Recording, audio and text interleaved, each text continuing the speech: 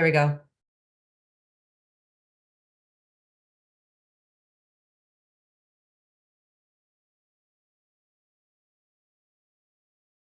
Hi, everybody. Just want to welcome you and just let you know that we're still waiting for some people to join. So we'll be starting in a moment or so.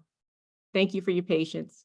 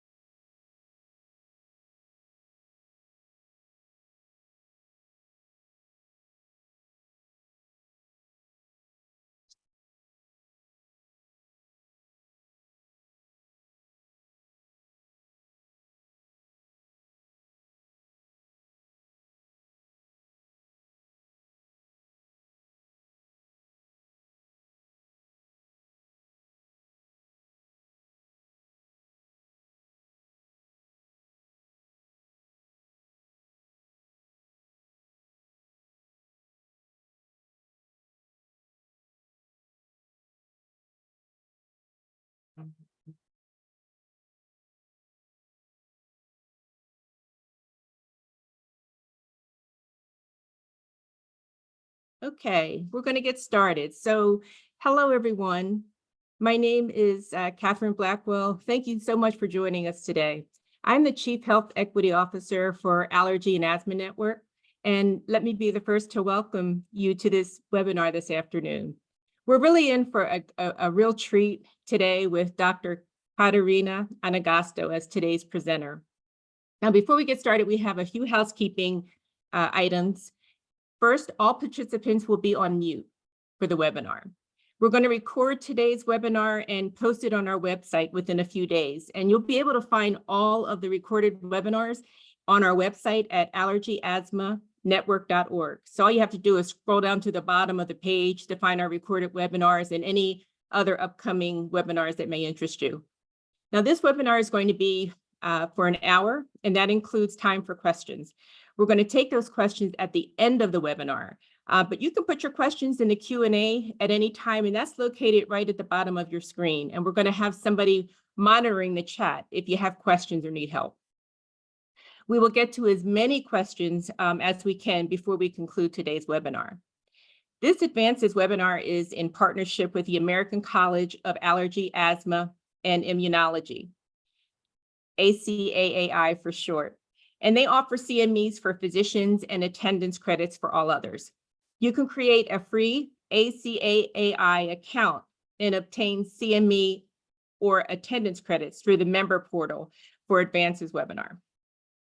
All attendees are going to be offered a certificate of attendance, and no other continuing education credit is provided. Now, a few days after the webinar, you're going to receive an email with additional information and a link to download the certificate of attendance. We will also try to add the link to the certificate in the chat. So let's get started. Today's topic is food allergy, current approaches towards individualized management. Now, approximately 20 million Americans have food allergies, according to the 2021 data from the CDC. Individualized management of food allergies is really important because, as you know, symptoms of food allergies can vary from person to person and reaction to reaction. So in this webinar, you're going to learn about the current approaches of food allergy management and the importance of shared decision-making with food allergy patients and their families. So with all that said, it is my great pleasure to introduce our speaker, Dr. Aikaterini Anagnostou. Dr. Anagnostou is Professor of Pediatrics at Texas Children's Hospital and Baylor College of Medicine in Houston, Texas. She currently serves as Director of the Food Immunotherapy Program and co-director of the Food Allergy Program. She is also lead for the Adolescent Transition Program for Allergy. Dr. Anagnostou is passionate about investigating new and innovative therapies for food allergy. She is the principal investigator for phase 3 trials of food allergy therapy and is also leading research projects on food allergy prevention, anaphylaxis, the microbiome, and shared decision-making. She currently serves as the chair of the Adverse Reactions to Foods Committee at the AAAAI and as the vice chair of the Food Allergy Committee at the ACAAI. She is also a member of the Diagnostics and Therapeutics Committee and the Anaphylaxis Committee at the AAAAI. Dr. Anagnostou obtained her PhD from Cambridge University in the United Kingdom, and her dissertation focused on 2 research trials of peanut oral immunotherapy in children, and her research work was published in the Lancet and received international recognition. Thank you for being here, Dr. Anagnostou, and I will turn it over to you. Catherine, thank you very much for this very kind introduction. It is my pleasure to be here today, and I would also like to welcome everybody to this webinar. These are my active disclosures. And the learning objectives for the day include a description of both traditional and novel approaches to managing food allergies, an explanation and discussion on food allergy treatment approaches using both food immunotherapies and also biologics, and a discussion on the key components of shared decision-making in food allergy management. So a very brief introduction, because I am sure that this audience already knows a lot about food allergies. Based on prevalence studies that we have, an estimated 8% of children and 10% of adults in the United States are reported to currently have at least one food allergy. We all know that food allergies pose a significant burden to both patients and their families, and that burden is multifaceted. They have to deal with a lot, both our food allergy patients and their families. One of the most important parts of this burden that I hear a lot in my clinic as well is fear and anxiety, especially surrounding accidental exposures, potential for severe life-threatening reactions. And this can significantly affect quality of life. What has really fascinated me is that although there are hundreds of food allergens, more than 90% of allergic reactions that patients encounter are caused by actually just those 9 top food allergens, which include milk, egg, soy, wheat, peanut and tree nuts, sesame, fish, and shellfish. And it's important to point out that these foods and these food allergies have a different natural progress in life. So milk, egg, soy, and wheat are generally food allergies that get outgrown. People grow out of them, whereas peanut, tree nuts, sesame, fish, and shellfish, not as much. So today we'll be focusing on the management of food allergy. And what do we mean by traditional approach? Well, this usually refers to the approach that has been around for many, many decades, which involves complete avoidance of the food that is the trigger of the food allergy. And it's very much an acceptable approach that is still valid today and forms one of happily many choices that food allergic individuals have nowadays for the management of their food allergy. Together with this traditional approach, we educate patients on how to prevent future exposures to their allergenic trigger, how to recognize signs and symptoms of an allergic reaction, and also how to treat those allergic reactions, which includes education on the use of epinephrine autoinjectors. And I cannot stress this enough. If you give someone an epinephrine autoinjector, but they don't know how to use it, it is completely useless. So this is an important point. They're not intuitive in their use. In addition to the traditional approach, we now have novel management approaches that have come about in the last 5 to 10 years. And these include various forms of food immunotherapy, including oral immunotherapy, epicutaneous immunotherapy, and sublingual immunotherapy, and also biologics. And I believe that most people attending this webinar have probably already heard about the recent FDA approval for the use of omalizumab in food allergy. I need to mention here that there are other therapeutic approaches that are in the pipeline. A lot of those are still in sort of phase 1 trials, so I won't be discussing those today. So let's start with food immunotherapy.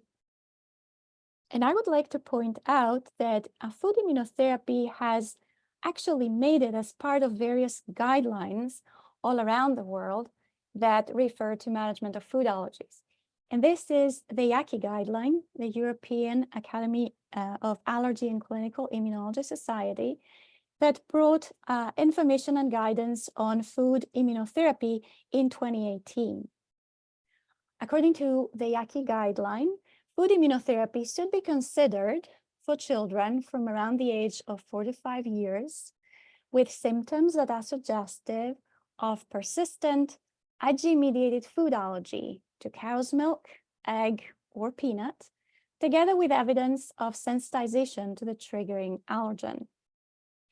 Now, the guideline recognizes that the majority of children that are allergic to milk and egg are likely to develop tolerance spontaneously to both of these food allergens. So for these patients, they recognize that it is acceptable to wait and see whether their allergy outgrows before initiating food immunotherapy. I'm going to discuss that point a little bit later because I will be focusing on this presentation for early immunotherapy, early age immunotherapy. These are more recent guidelines coming from the Global Allergy and Asthma Excellence Network. They also focus on food allergy management, and they recommend offering peanut oral immunotherapy under specialist supervision to selected children age 4 and upwards with clinically diagnosed severe IgE-mediated peanut allergy. And they offer the same for children, again, age 4 and above, for severe persistent IgE-mediated hen's egg or cow's milk allergy. So with the words severe and persistent here, what is meant is for severe, obviously history of severe reactions, but also this refers to the burden of food allergy. So it recognizes that certain children and certain families may have a more severe burden compared to others. So let's look a little bit about what data are out there to support our use of oral immunotherapy for food allergic patients. Most people are familiar by the study on the left. This is the Palisade study that was published in 2018. It is the largest peanut oral immunotherapy study that has been published to date. It is a multi-center study that enrolled children between the ages of 4 to 17 years of age who were randomized to receive either oral immunotherapy to peanut or placebo. The primary outcome of the study was the percentage of participants who were able to tolerate 600 milligrams of peanut protein, and that is approximately equivalent to 2 to 3 peanuts, after a year of therapy. So the children would initially go into a rush phase where they would get the dose increase pretty rapidly within a day. Then they would enter a slower updosing phase that is called the build-up phase with the aim to reach a top dose of 300 milligrams. And once that dose was reached, the build-up period would end and the maintenance period would start, where the children will take the 300 milligram dose for a period of 6 months to complete a whole year of therapy. So at the end of the trial, it was noted that 67% of children were able to tolerate a 600 milligram dose without any dose-limiting symptoms, compared to 4% in the placebo arm that did not receive any immunotherapy. It's important to remember that the 600 milligram dose is double what these kids were taking for maintenance, which was their 300 milligram dose. So when you look at the far left, at the 300 milligram dose, it is clear that the percentage is much higher. And when you look to the right for the 1000 milligram dose, also reported after a year of therapy, the percentage is just over 50. So just over half were also able to tolerate much, much higher doses, more than triple their maintenance at the end of a year of therapy. Now, I mentioned that this study was focused on children. There were also some adults in the study, but the results were not statistically significant at the end. And we think that this is most likely because the number of adults was quite small, and we were not able to detect such a signal. Although adults generally in practice do not seek therapies as much as children, I don't see any reason why oral immunotherapy would not be appropriate for an adult as well, or would be in any way less effective. So the study on the right is the STOP2 trial. This was a single center study that included 100 peanut allergic children who, after 6 months of oral immunotherapy, were able to tolerate approximately 5 UK peanuts. So 82% were successful in reaching that maintenance dose. And when they were challenged to a much higher dose of their maintenance, 1400 milligrams of peanut protein, 62% were able to tolerate that higher dose as well. So 2 different studies, one multi-center, one single center, different parts of the world. But as you can see, the results in terms of efficacy are pretty similar. The rate of treatment-related anaphylaxis that was reported for the Palisade study was 14%. And for the STOP2 trial in the UK was 1%. Moving on to some real-world studies, this was a study that recruited 145 peanut allergic individuals between the ages of 4 to 18 years old, and 77.9% were successfully desensitized to a total of 3 grams of peanut protein. Then the investigators wanted to look at long-term maintenance. So they split these patients into 2 groups. One was the high maintenance group. So they continued receiving 3 grams for their period of maintenance. And the other was the low dose maintenance group that received less than half of the initial maintenance dose, so 1200 milligrams. Both groups were followed up for at least 6 months. And it was found that when they were re-challenged to the initial dose of 3000 milligrams, 100% on the high dose arm were successful, which we expect because they continued to take that same dose during maintenance, versus 95.5% in the low dose maintenance arm. Adherence to treatment, however, was quite different, and it was found to be significantly higher in those patients that belong to the low maintenance group. So this is important because peanut oral immunotherapy and oral immunotherapy in general is a long-term therapy, and adherence to treatment is very important. If patients discontinue for long periods of time, they may lose part or even all their tolerance. But a lot of times, adherence to high doses can be difficult, and this was the reason that this study was performed. The investigators wanted to see if patients could get away with lower dose maintenance doses. And this study was encouraging because it showed similar efficacy for both high and low maintenance dose, with better adherence on the low maintenance dose arm. We talk a lot about peanuts, and there are pretty much hundreds of studies now looking into peanut oral immunotherapy. But what is happening with the rest of the food allergens? So happily, nowadays, we also have studies that have focused on different food allergens, such as tree nuts. So this was a non-randomized cohort study that looked into desensitizing cashew allergic patients. There were 50 patients between the ages of 4 to 25 years that underwent oral immunotherapy, and there were also 15 controls in the study that received no therapy. The target dose was 4000 milligrams of protein, which is approximately equivalent to 16 cashews. The investigators reported that 88% of the participants who received oral immunotherapy versus 0 in the control arm were able to tolerate a dose of 4000 milligrams of cashew protein at the end of the study. Those patients that were now fully desensitized were again split into a high and a low maintenance dose group, just as in the previous study with the peanut, and they were then challenged to a full cashew dose. It was found that all patients who were consuming a low cashew dose were able to pass a full dose cashew challenge after at least 6 months of maintenance. So the results were pretty good for cashew as well. And a reported 18% of patients received epinephrine that was associated with treatment-related allergic reactions.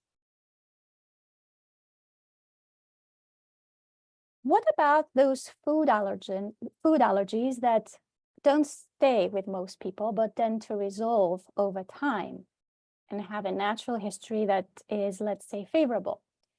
One of those is hen's egg, and this is a very well-known study that was published in 2012. It was a randomized controlled trial that included 40 active and 15 placebo individuals. They were all children, and the median age was 7 years. They all underwent a rush phase, a build-up phase, and then a maintenance phase, up to a dose of 2 grams of egg powder, which is equivalent to approximately a third of a whole egg. After 10 months of therapy, there was a challenge to 5 grams of egg powder, again, a much higher dose than maintenance, more than double. And it was noted that 55% of the children were able to pass that challenge. So they were able to tolerate approximately the equivalent of 1 whole egg. About a year later, they were re-challenged, this time to 10 grams of egg powder, so double the dose of the previous challenge and 5 times the dose of their regular maintenance. And at that point in time, 75% of the group that was challenged were able to tolerate that dose, which is approximately equivalent to 2 whole eggs. So over time, more individuals were able to tolerate the food challenge, and they were also able to tolerate higher doses as well. The study also assessed for sustained unresponsiveness or remission, which is basically a check to see if patients are able to tolerate the same dose if the therapy is stopped for a certain amount of time. So the patients for this particular study were instructed to avoid all egg for a period of 4 to 6 weeks, and then the food challenge was repeated. And you can see that by stopping therapy for this amount of time, at 24 months, when the challenge was repeated, a much, much lower percentage are now able to tolerate the 10-gram dose that they were able to tolerate before. It is also important to note that there were no severe reactions noted during this study. So what about seeds? And there's a lot of conversation that has been going on for a while, especially with regards to sesame and sesame allergic individuals. So we are seeing more studies focusing on sesame immunotherapy coming through. There's not that many yet. This was an open label study that came from Israel, and it included 60 sesame allergic patients that were receiving OIT and 15 observational controls that were receiving no therapy for their sesame allergy. The patients were aged 4 years and up, and 88.4% were successfully desensitized to 4,000 milligrams of sesame protein versus 0 in the control arm. Again, the patients that were desensitized were instructed to try either the high dose or the low dose maintenance. And again, low dose maintenance was found to be successful and equally effective or close to equally effective as high dose maintenance dose. Epinephrine-treated allergic reactions occurred in this cohort in about 16% of patients during hospital up doses and 8.3% of patients for home doses. Like I mentioned before, I think it is a good time to focus a little bit more on early life food immunotherapy. And by early life, we are basically referring to preschoolers. So those children that are below the age of 4, below sort of school age. And the reason we're focusing on this population is, one, our guidelines have changed for food introduction. We now introduce allergenic foods a lot earlier than we used to in the past. I remember many years ago when I was training, we used to advise individuals to not introduce allergenic foods if they were high risk until at least the age of 3 years. This was, of course, advice given to families and caregivers. We realize now that obviously that was the wrong advice, and the earlier you introduce the foods, the better your outcomes are going to be in terms of not developing a food allergy. So this is one important point. We are going to see more reactions likely in the early age because children are now introduced to the foods early. And we didn't even use to diagnose peanut allergy until the age of 3 because that's usually when children were exposed to it. But this, of course, has now changed. Since I mentioned early allergenic food introduction, I just want to reassure everyone that based on current guidelines, no screening is needed for infants before introducing all allergenic foods, and early introduction is safe. Studies that have looked around the world into early introduction have shown very safe outcomes. Very few infants will have significant allergic reactions. So going back to early life oral immunotherapy, this has come out from the Canadian Society of Allergy and Clinical Immunology. And it is one of very few guidelines and guidance documents that actually discuss early food OIT. So based on the Canadian guideline, OIT is indicated for toddlers and preschoolers. And while they recognize that there is a likelihood of obviously spontaneously outgrowing milk and egg allergy, like it was mentioned before, these allergies, when they persist and they don't actually go away, can pose a huge burden on patients and families. So the decision on whether to undertake early food immunotherapy should involve shared decision-making rather than the physician making a decision on whether these kids should receive OIT or not. So what they're basically saying is that early OIT is well tolerated, it has high efficacy in this very young age group. Waiting for these food allergies to go away is absolutely an option if that is the choice of the parents, but also initiating therapy at this young age should be considered as an alternative option because sometimes we can't really tell if they're going to outgrow their food allergy or not. Sometimes we can. There are certain higher risk phenotypes, but not always. So when it doesn't go away, it can cause problems. So what are the data to support early oral immunotherapy, early life oral immunotherapy? This is one of the very first studies that was published on early OIT. It included 40 children between the ages of 9 to 36 months with peanut allergy, and they were randomized 1-to-1 to receive early oral immunotherapy at either a 300 milligram or 3,000 milligram maintenance dose for a period of 3 years.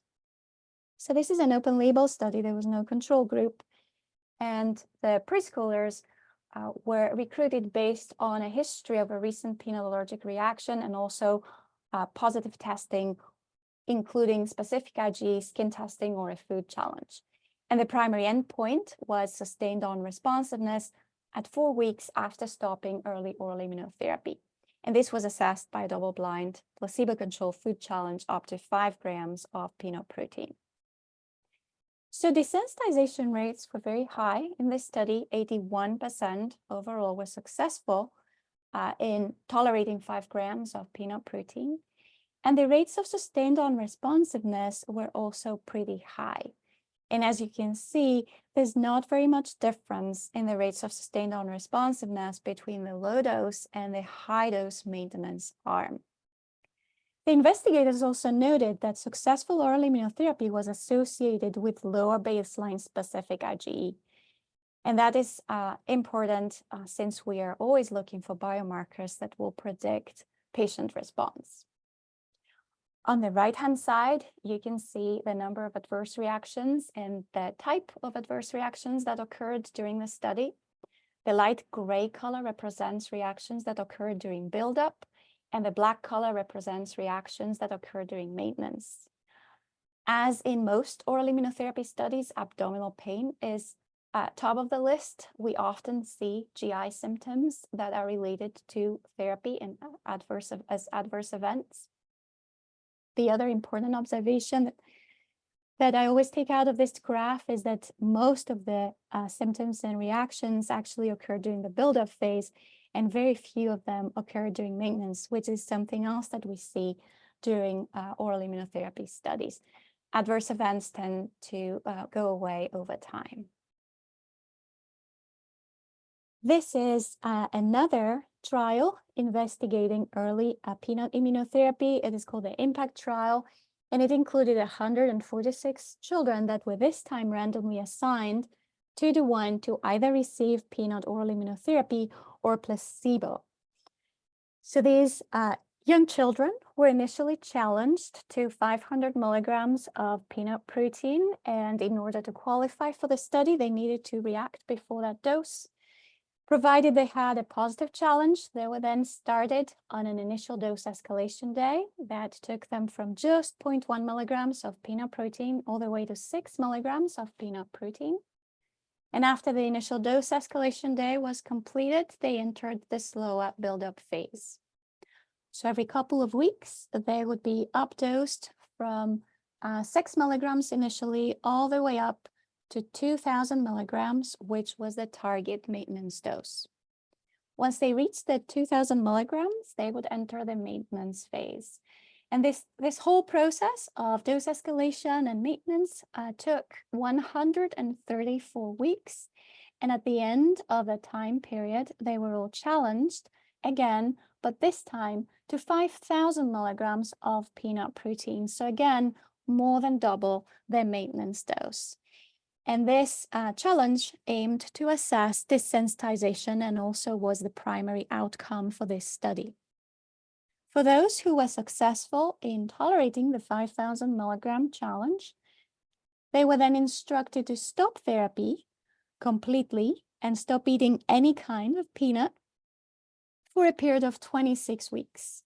And at the end of those 26 weeks, they were re-challenged to the same amount, 5,000 milligrams, in order to assess for remission. So these are the results, and on the top you can see the intention to treat analysis for both groups, and at the bottom is a per protocol analysis. So in terms of achieving desensitization, 71% in the active OIT arm were successful in the primary outcome of the study versus only 2% in the placebo arm.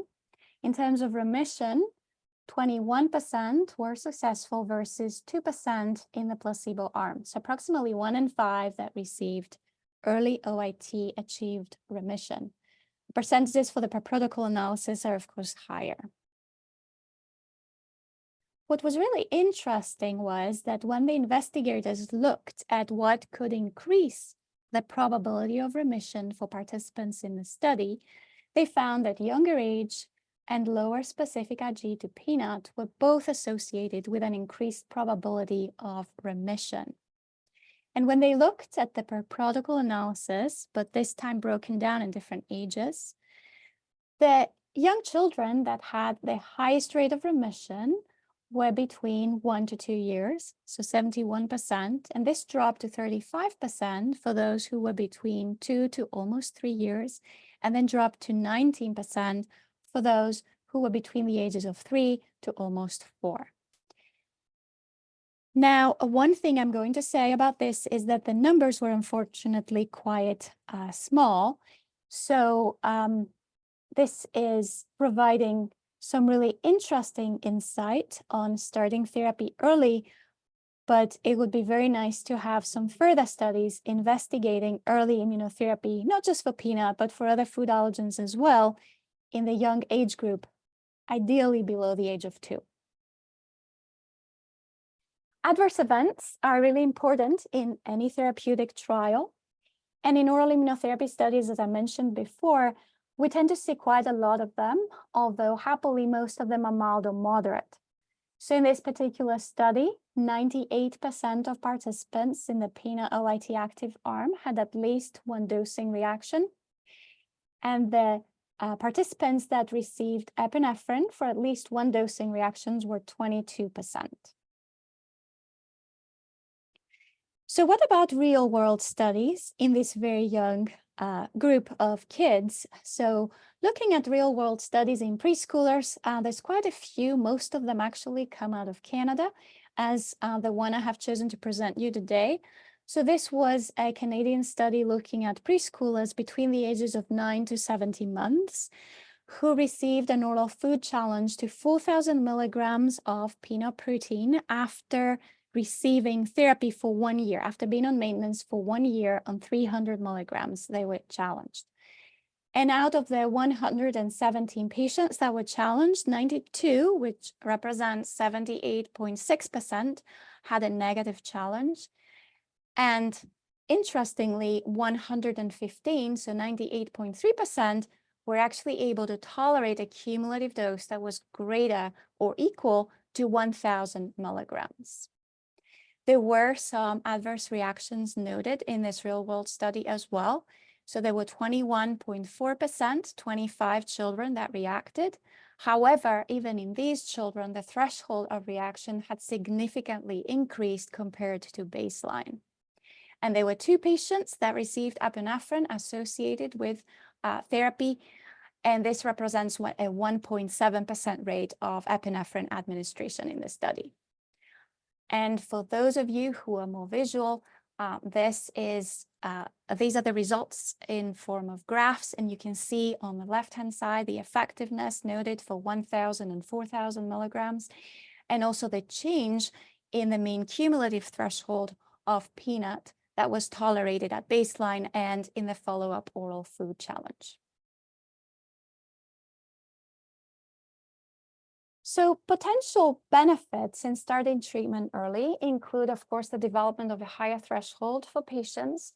This reduces the risk of accidental exposures and increases the probability for desensitization and sustained unresponsiveness before starting school.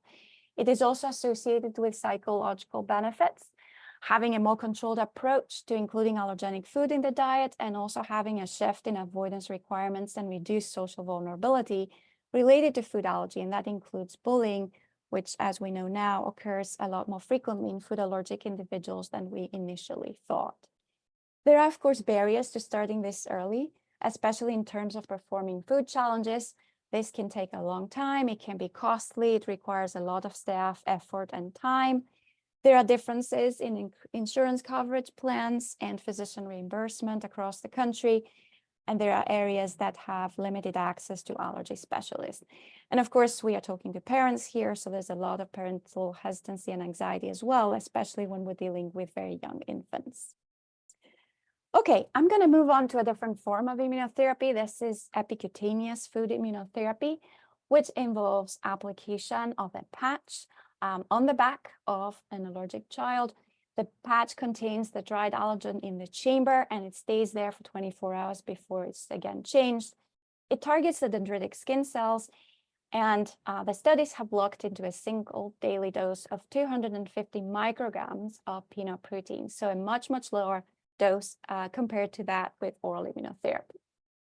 This was the very first epicutaneous immunotherapy trial that was published.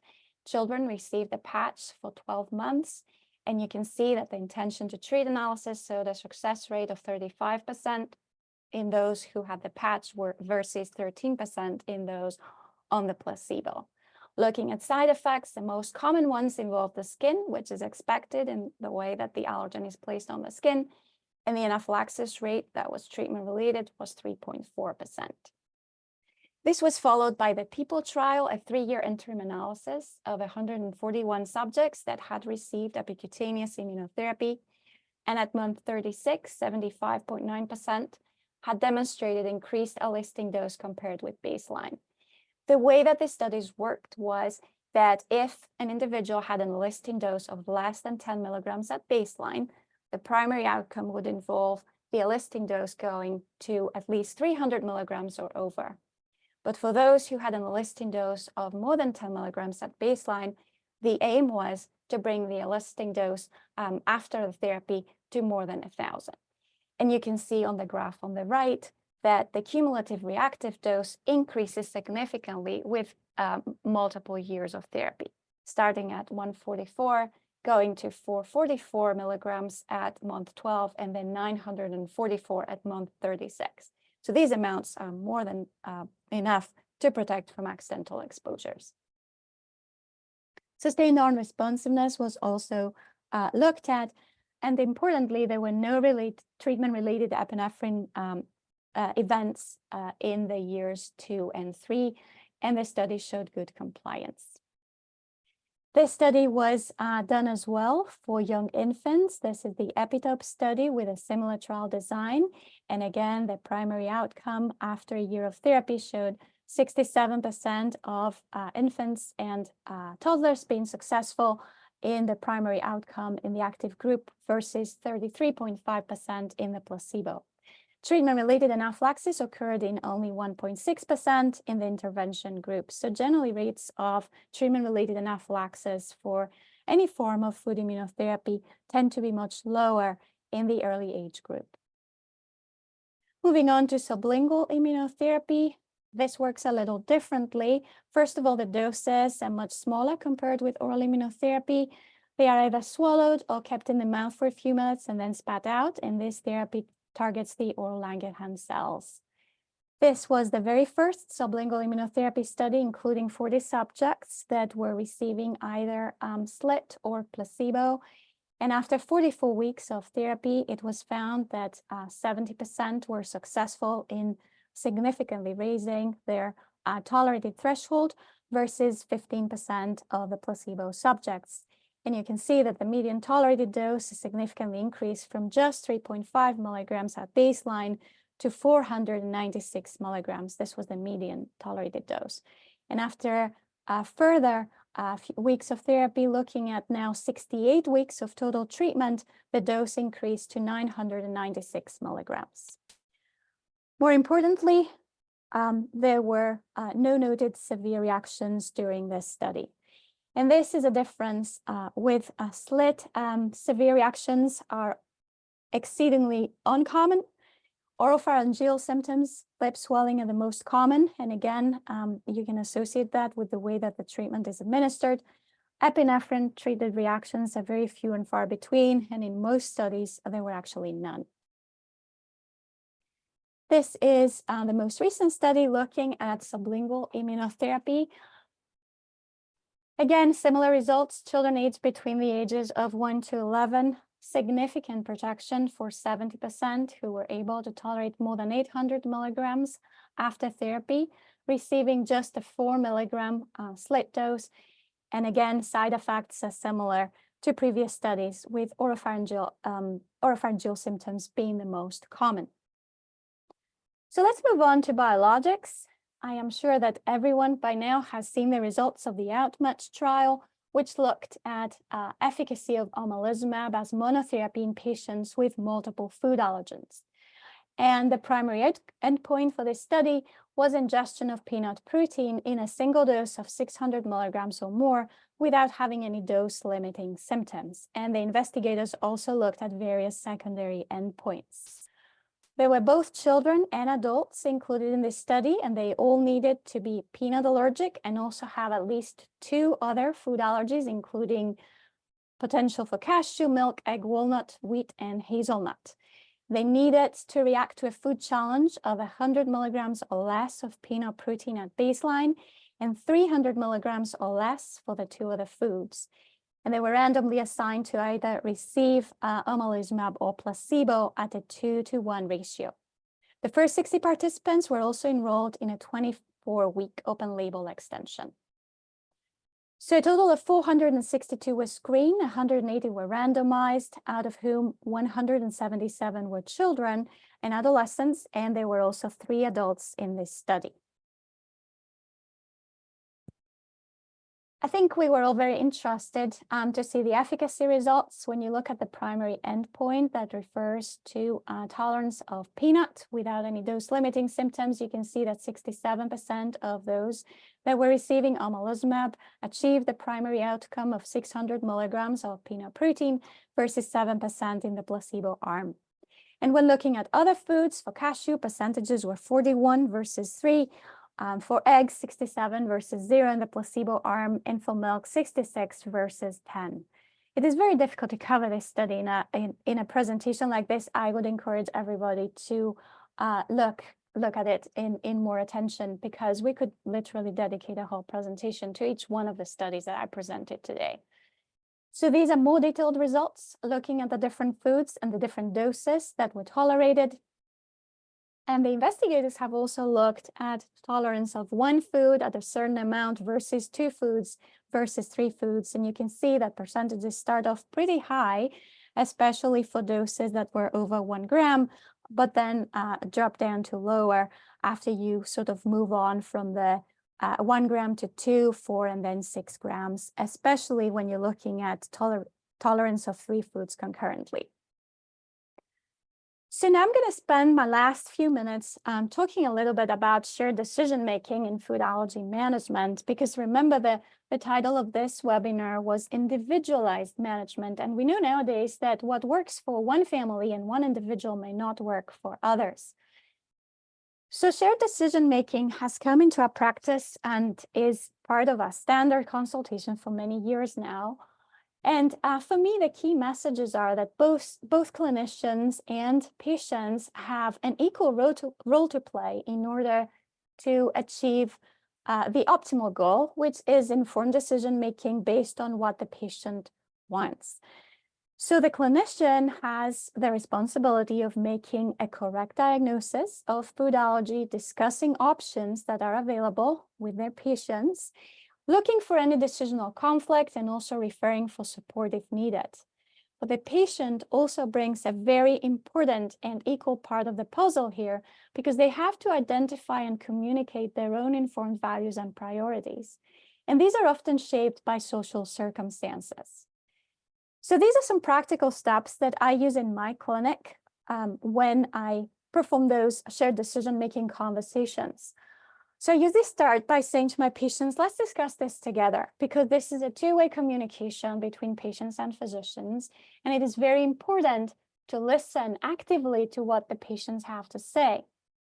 As a second step, we examine options together. So I usually say to them, okay, let's examine your options and what is available right now and what choices you have. And we go through benefits and risks for different options. We talk about available choices and also alternatives. The step 3 can occur on the same visit or a future visit, because sometimes, actually quite a few times, shared decision-making doesn't take place in one single consultation visit. So when the patient is ready to make a decision, then they will communicate that to me, to the physician, and after following all these steps together, we feel like this decision is the most appropriate based on the goals, preferences, and values. And there are a lot of different decisions that can fall into this, let's say, shared decision-making process, right? So an example of one would be choosing versus therapeutic options and management options for food allergy. And we have avoidance, we have oral immunotherapy, we have omalizumab, and the future will bring even more of these into play. So I have listed here some of the considerations and discussion points that we can bring together with patients when we're having these conversations. Another example would be discussing a high versus a low dose maintenance OIT, and I already presented a lot of the data that are available discussing this. It's important to remember that your goal, the patient's goal, is the one that's going to determine which option you choose. So for those, for example, who are only interested in protection from accidental exposures, desensitization to low dose is a very acceptable option. It will reduce the chance of accidental exposures and the severity of reactions. For those who are aiming for free diet, we are looking more for sustained on-responsiveness and remission. So this is a whole different conversation, and the steps that need to be taken in the clinic as well are quite different. I have included this here just for reference. This is the study that gave us some information about a reduction of risk to accidental exposures in terms of how your threshold changes after therapy. And to round this up, I need to remind everyone that when we're making decisions about food allergy management, it is not all targeting therapy. Of course, therapies are a big part, but there are other decisions that involve management that are associated with food allergies, such as, for example, what to do if you have an anaphylactic reaction to a food. And this has come straight out of the recent update for the anaphylaxis parameter that is, again, an excellent document that I would encourage everyone to read. And it actually comments on the need for activating emergency services in an episode of anaphylaxis. It is important to consider various factors in terms of this. So looking, for example, at episode-related factors, if there is there a prompt response to a single dose of epinephrine? And is there complete resolution of symptoms following the single dose of epinephrine? What about other factors, like does the patient have immediate access to more than one dose of epinephrine? Are they able to use it effectively? Do they have a good understanding of when epinephrine should be used and what the benefits are when you use it early? Is there immediate access to other people who may provide help? These are all very important factors to consider when discussing activation of the emergency services for anaphylaxis. We have learned a lot, and during the COVID-19 pandemic, we all remember how our patients did not want to activate emergency services, did not want to go to the emergency room. So I think a lot of that experience has informed our most recent conversations and also the updates in this anaphylaxis parameter. So in conclusion, the landscape of food allergy management has changed significantly over the past few years. There are different options now available, and those options can often be confusing for patients. I have been asked recently if, for example, the new biologic can be taken orally. So it's not necessarily intuitive, and don't always be certain that people are receiving the correct information. There is a lot of misinformation out there as well that we need to tackle successfully, and we are the ones as allergists that have the evidence that can actually counsel our patients based on it. Shared decision-making remains key for individual management. Again, I cannot really stress this enough. We don't give the same management to all our patients. We give them all the same options that are available, but what they decide to do may be very different. And they are the ones that are going to guide us towards the final decision that reflects their values and priorities. So in terms of unmet needs and future research, I'm sure that if we brainstorm, we can find a lot more than what I've put here. And I just wanted some examples. I think we would all benefit from head-to-head studies that will examine efficacy and safety of different therapies. I would love to see some of those. I would also really like to see some larger studies which include diverse food allergy populations, so that, again, we can have much better insight into individual management. We can't really make assumptions about a lot of these things. We may think that patients require, let's say, option A, but then we do the study and we find out that actually that was not true. So I think that a lot more research is required in this space and would definitely be welcome. I would also love to see studies that are focused on patient-reported outcomes, because again, most studies are looking at efficacy and safety, and of course, those two are extremely important, and we still need to look at them. But patient-reported outcomes are also key. This is something that only they can report to us. They only come from them. We can't guess and we can't assume. So thank you very much for listening to me, and thank you for your attention. And I am now very happy to answer any questions in the remaining time. Thank you. Okay, Dr. Anagnostou, we have a lot of questions, and I'm not sure we're going to be able to get to them all by 1 o'clock, but we're going to do our best. So the first question was asked, excuse me, what is the feasibility of doing peanut OIT in a child with an aversion to peanut who vomits peanut butter? None. I can answer that with one word. This is again a case where you're looking at individualized management, right? If the patient has a taste aversion to the food, they're not going to eat it. You are not going to force feed them, even if the parents may offer. And I had that offer in my clinic as well, and immediately, of course, said no. You have to look at the patient factors, and that is all part of the decision making. If you have a picky eater, if you have a child with a severe taste aversion or any kind of limitation to ingesting food, then pursuing oral immunotherapy would not be the right choice at that point in time, to put it mildly. Okay. Next one, if a person is desensitized to one allergen, does that bode well for successful OIT for other foods to which a child is allergic? That is an excellent question. So we have looked into what we call cross-desensitization. There are certain foods that share common proteins and common allergens. For example, tree nuts, right? There are common proteins that are shared amongst different tree nuts. For example, we all know that patients who are, for instance, allergic to cashew, a lot of times, although not always, are also allergic to pistachio. Same goes for walnut and pecan. We call that cross-reactivity. So for therapies, we are reversing that term to cross-desensitization. And there have been oral immunotherapy studies that looked into desensitizing people to cashew, and they find that the majority are also desensitized to pistachio. So there is this part of the question where foods that are closely related botanically can be cross-desensitized. Now, in terms of desensitization to completely irrelevant foods, when you do oral immunotherapy to, say, peanut, you are not going to cross-desensitize anybody to, say, milk, right? These foods are not related botanically. It is unlikely that you will achieve that effect.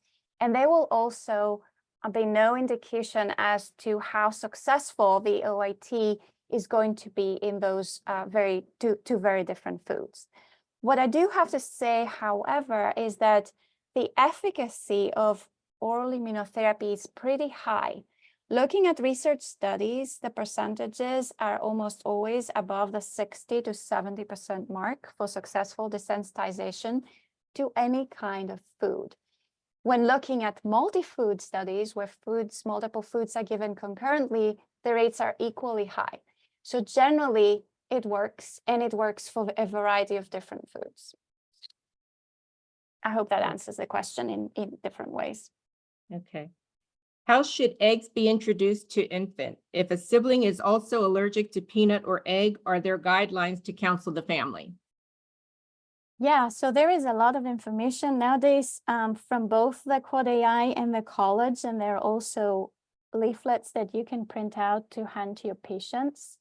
I'm assuming that the question refers to potential cross-contact or cross-contamination of surfaces when there is already a child in the house that is allergic to one of those food allergens.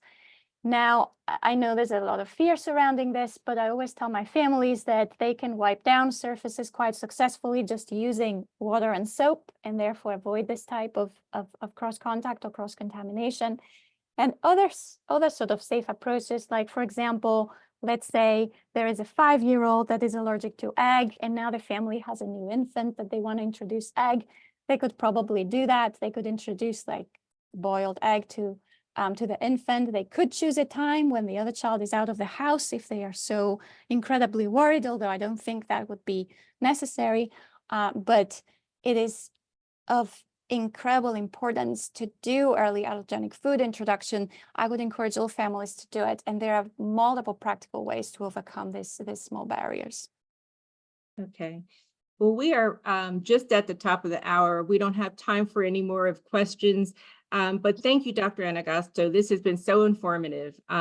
So just to close, please join us next month on June 12th at 4 p.m. Eastern Standard Time, where we will welcome Dr. Lou Svanachar to discuss the complex relationship between atopic dermatitis and allergies. You'll receive an email from Zoom in a few days with a link to the recording, an evaluation, which will really help us, and supplemental resources. Thank you again for joining us from all of us at Allergy and Asthma Network. Join us as we work every day to breathe better together. Thank you.